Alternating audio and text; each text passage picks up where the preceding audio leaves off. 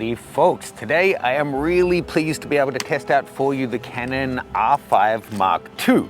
Now my review is about as overdue as this update was. I know from my Canon fans that a lot of you had been waiting and expecting this for like 6 months before the announcement, and it seemed to have been delayed.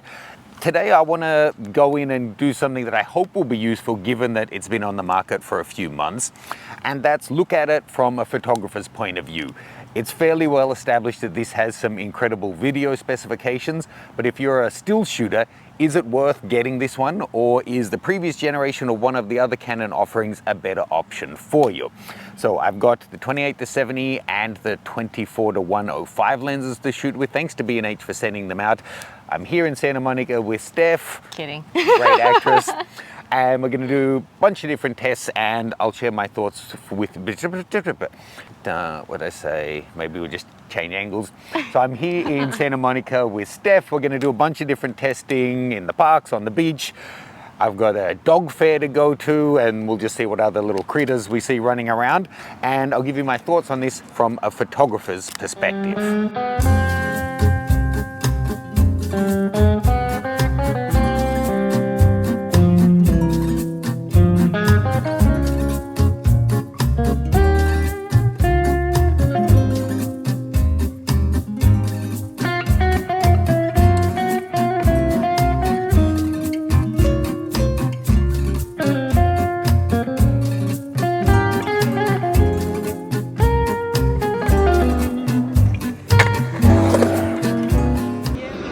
What you doing? We're supposed to be filming. Where are you going? Oh. To take photos of the cat. That is very on brand of him. Yes? Can I take a photo of your cat? Yes, I think I'll allow that. Thank you.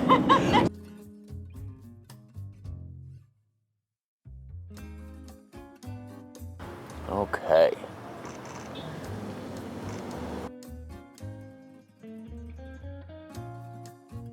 So look, I've been shooting with this guy for actually over a week already. I have to say, it's hard to say versus the previous generation because it was already really good. But I do think the autofocus has improved even further. I've shot birds, dogs, cats, and humans, and all of them, it's doing beautifully well.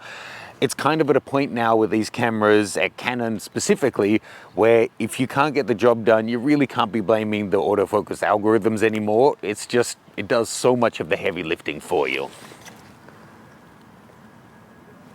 Speaking of heavy lifting, I still never get used to how heavy this 28-70 is. It'll be interesting when Sony brings their F2 variant out and we see how light they can be.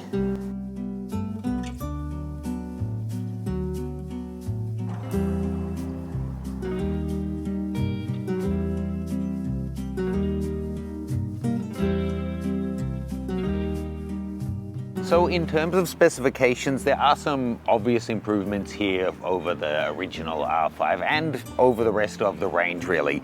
It is still the same final resolution, but we're getting a brand new backside illuminated sensor on this guy, which you should expect an improvement in the image quality. Sometimes you get a bit of a hit in ISO with the BSI sensor, but from what I've seen so far, the files are looking just beautiful. If you head on over to my website, I'll give you a whole bunch of sample files that you can download and pixel peep for yourself. There'll be a link to that below. As I mentioned, the autofocus pretty much across the range of Canon is hard to fault in just about any way. I think this is as good as any Canon camera that I have ever used, maybe the best, so no complaints there at all. The number of focus points it hasn't changed from the previous generation, but the sensitivity has. I believe it's now down to 7.5 up to 21 instead of a range of 6 to 20 for your focus sensitivity. Overall, you know, the EVFs and the screens and that kind of thing haven't really changed. We do now have a full-size HDMI, which is really nice. Again, more of a video thing than a stills thing, but kind of ridiculous that a video-centered camera like the R5 Mark I was using anything other than a full-size HDMI. Also great that this guy now has an electronic shutter all the way through to 1/32,000th of a second. We don't need it right now in this overcast day, but tomorrow is the puppy fair and that's forecast to be a really bright day, and we're gonna head down to the beach and let's see if we get some bright sunlight there. So we were so lucky that on the days we were in Santa Monica, they had their annual Day of the Dog Festival. It was unbelievable. There was hundreds of beautiful puppies out, really friendly owners welcoming people to come and take photos and play with their dogs. And it was like a dog's best day of their life. They had wading pools, ball pits, even snow and bubble machines and all kinds of dog stuff for them to hang out and play with. So I stayed out all day taking photos and got myself a nice little sunburn.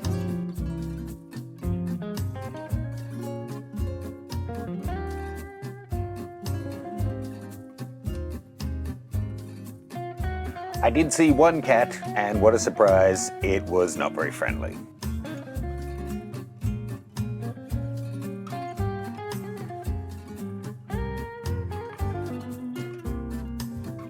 Next up, we headed over to the skate park to get some different shots. Steph filmed as I went in to get some guys doing some jumps. Really cool, there wasn't much action going on. It was kind of overcast as well, but still the R5 was doing great. Occasionally it jumped off their face and went to the background, but overall it was performing pretty spectacularly. While Steph was in town, I was shooting her with a male dancer for an upcoming course. Really fun. I got her to step out on the fire escape to get a few shots in the ballet outfit. We also shot loads and loads on the beach.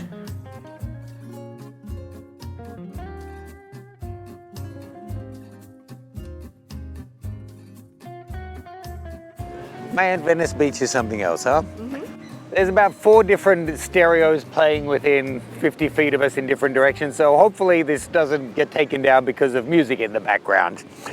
The R5II, I have to say, it's flat out, it's an incredible, impressive camera. It's quite well rounded, and I think if you're, a few generations behind and considering is it a good overall performer, absolutely no question, it's fantastic.